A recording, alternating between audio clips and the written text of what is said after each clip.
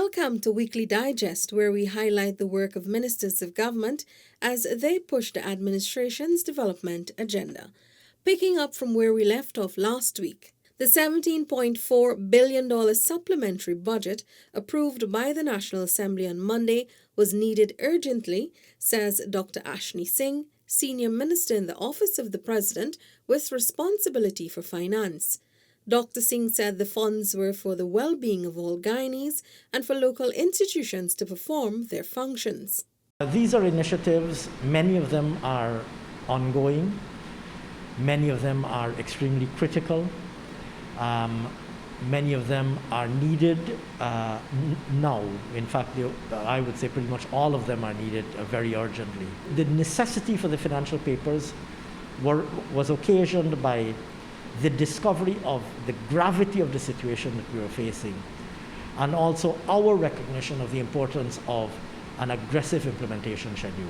Financial paper number 2 of 2019, totaling $4.15 billion, which deals with the contingency fund, was also approved. This money was spent by the previous APNU-AFC government while in caretaker mode.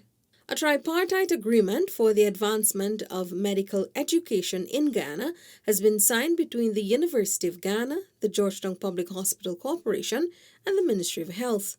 A 9-member committee has been set up to continuously review the policy regarding clinical training of medical students and other areas. I think the joint committee that was mentioned by the CEO would now have, once we sign off on the agreement, would now have to meet on a regular basis and move this process forward. So I guess the three of us here, CEO, myself, and the VC, we would be monitoring the process of what the joint committee would be doing. And I guess periodically we'll want to have reports and updates on the progress of this MOU. The agreement also ensures the university's medical program retains its accreditation. The MOU was signed by Minister Anthony, CEO of GPAT Brigadier Retired George Lewis, and UG's Vice Chancellor, Dr. Paloma Mohammed.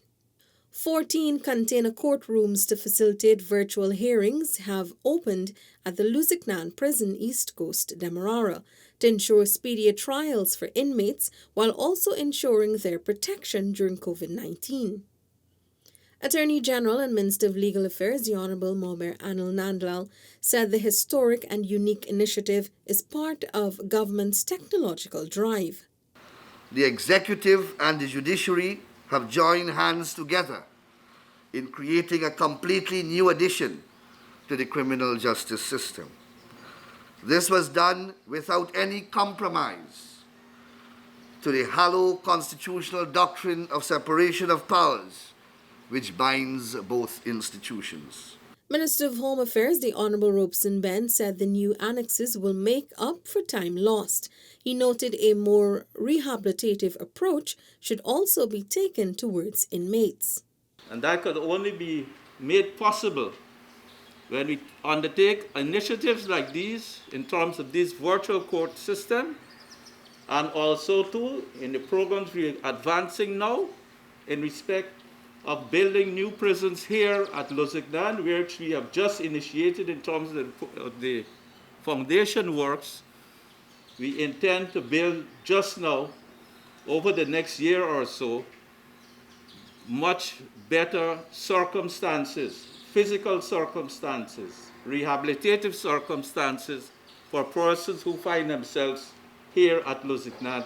Acting Chancellor of the Judiciary, Justice Yonet Cummins Edwards, and Acting Chief Justice Roxanne George also attended and spoke at the launch. Minister of Health, the Honorable Dr. Frank Anthony, says government will not force anyone to take the COVID-19 vaccine when it becomes available. During Tuesday's COVID-19 update, Minister Anthony said the new immunization legislation to come is meant to guide the process of vaccination among the country's adult population, as current immunization laws only govern the protocol among children. He added that consultations will be held with the relevant stakeholders. These bills, first of all, are not developed in a vacuum. They're developed out of real problems, real things that people see can become problems, and they're designed to fix those. So in its first instance, it's rooted in a particular context. In this context, we know that the only way that you can exit this pandemic is if people are immunized. One way that you can get immunity is through a vaccine.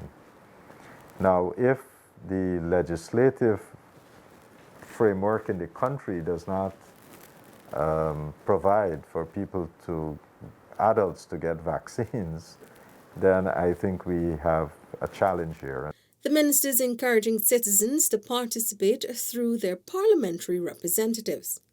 A week ago, Minister Anthony tabled a motion in the National Assembly emphasizing the seriousness of the COVID-19 pandemic in Ghana and urging members to support the efforts on the way to address the disease.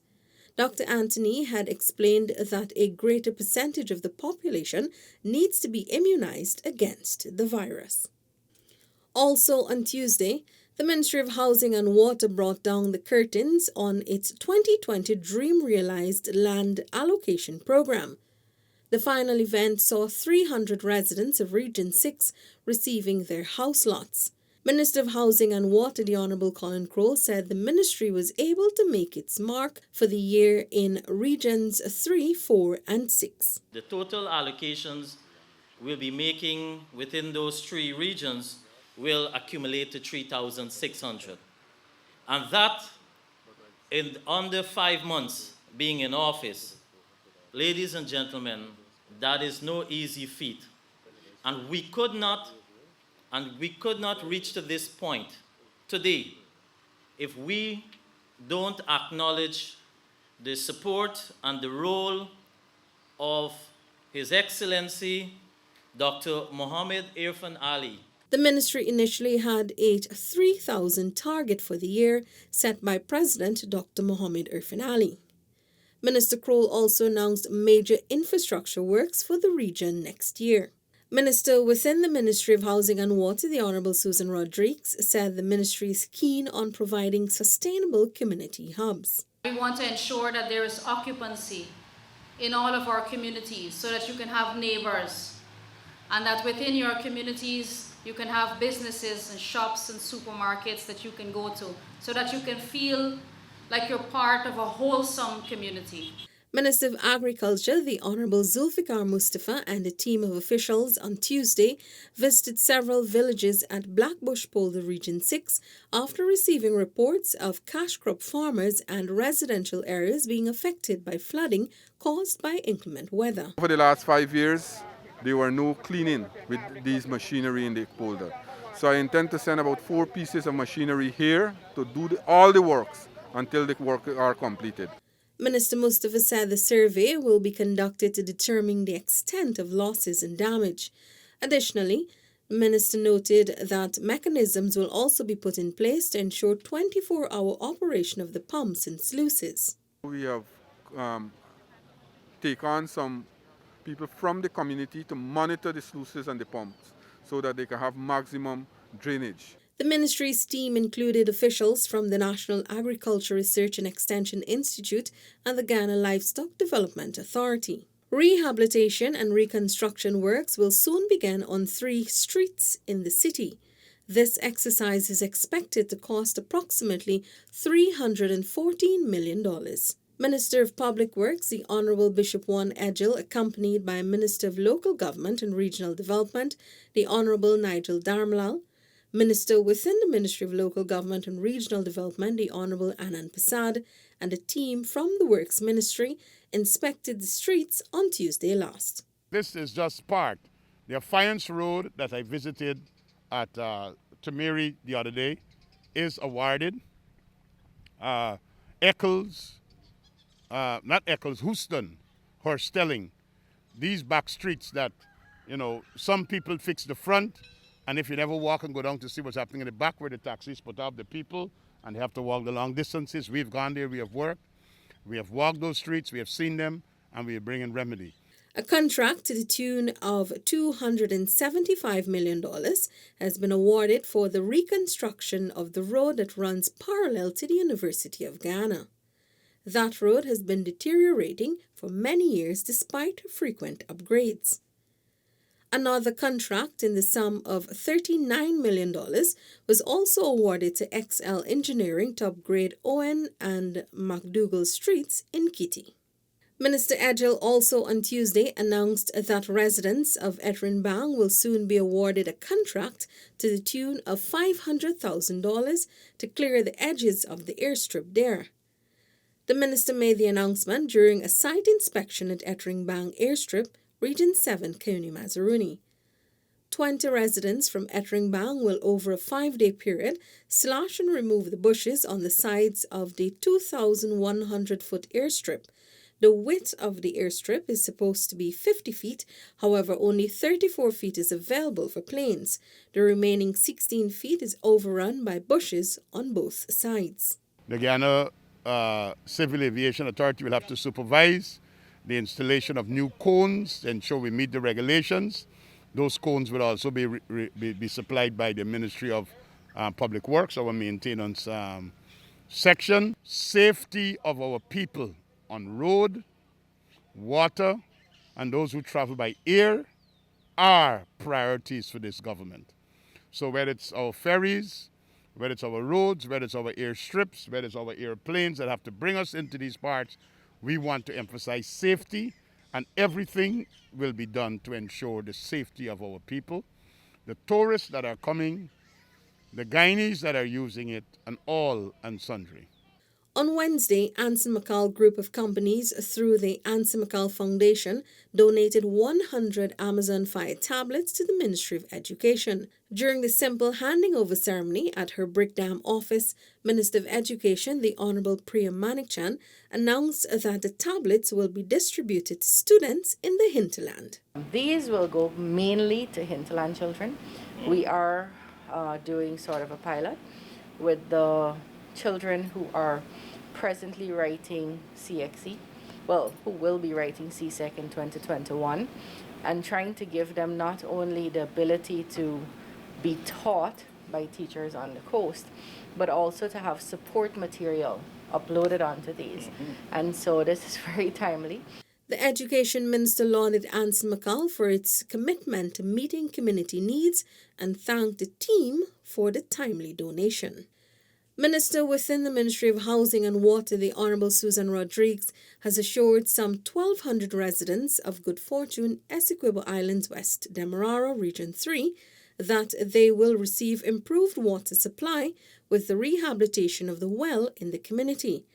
During a community engagement on Wednesday, the minister said the work will begin this month. Her visit was in response to residents' plea for government's intervention. We can't act white, right? We got to conduct our studies, which have started already because we've been aware of the situation in Good Fortune, and the CEO is actively working on that, Mr. Sheikh Baksh, and I have confidence in him that he understands the water sector and that the advice that he gives to me will be sound. So we will address that. But I also want to rehabilitate the existing well because it has to produce better water than that. That is unacceptable. A feasibility study is ongoing to determine if potable water could be redirected through the Port-Royne treatment plant to service the residents of Good Fortune. The report for this study is expected soon. Another proposal the minister revealed is the installation of inline water filters. Based on our accomplishments during this time, that we are serious about getting the work done. That this cabinet and this president is determined to deliver on our promises, to deliver on our commitments. The minister also travelled to La Grange, where she held discussions with residents on water, housing and roads. Minister of Public Works, the Honourable Bishop Juan Edgell, has received the final report of an investigation into discrepancies at the Demerara Harbour Bridge Corporation's asphalt plant located at Garden of Eden, East Bank, Demerara. The investigation unearthed that the plant purchased coal mix from a Trinidad company registered in 2016, the same year the purchase agreement began. However, the asphalt plant advanced that company over $9 million in 2015, the year before it was registered. There will be a specially convened sitting of the board of directors with us. Sole purpose to discuss this report and for actions to be taken thereafter. Minister of Foreign Affairs and International Cooperation, the Honourable Hugh Todd, says government hopes the International Court of Justice would finally put to rest the border dispute case between Guyana and Venezuela. Minister Todd made the comment during an interview on DPI's Progress Report program. He expressed confidence in Guyana's legal representation. We're looking forward to a very fruitful and well-represented position from the Guyana side. I think we're very comfortable as a people for all that we've achieved so far. And I think the people of Guyana are very optimistic for an outcome that would see the next generation not having to go through this. Minister Todd reiterated that Guyana stands firm by the 1899 arbitral award as complete and final. He said government does not want this matter to burden taxpayers and future generations. It requires a lot of cost. It can affect investment, and we don't want the next generation to have to be spending taxpayers' money to go through this. I think it's a necessary expense, but it is not what we want to be spending money on. Not something that we believe that has been already final. And I'm hopeful that the kids today would not have to deal with that. The ICJ has set January 15, 2021 as the date for the case management hearing. The Guyana Power and Light has over the past 4 months surpassed its generation needs but remains constrained by aged distribution and transmission systems. Minister within the Ministry of Public Works, the Honourable Deodat Indar, made this disclosure on the progress report. So we have well over the amount of generating capacity between Kingston, Vredenoop, Gardner, Veeden, Onvawat, and so on. What is the problem is the delivery. Is the delivery system to bring it to commercial businesses and to bring it to household. Minister Indar said there are numerous faults along the distribution lines which result in blackouts and are expensive to replace. The minister relayed that the task could be executed in phases. GPL's board of directors and the government are exploring available options to address the issue. Currently, GPL utilizes drones to identify vulnerable areas along the lines that need to be replaced. Since assuming office, the PPPC administration has secured nearly 5 megawatts of power from the Giftland Mall through a power sharing agreement. The government has also imported gensets that produce 10 megawatts of electricity. As we wrap up, here's a look at First Lady Mrs. Arya Ali's visit to the maternity unit of the Georgetown Public Hospital Corporation on New Year's Day.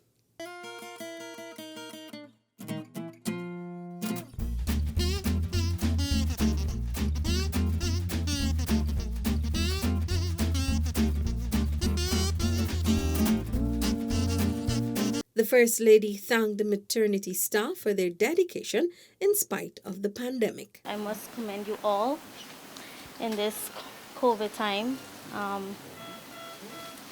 We're all battling, each and every one of us battling this pandemic, but we'll make it through. And I just want to wish you all a happy, healthy, and a prosperous new year.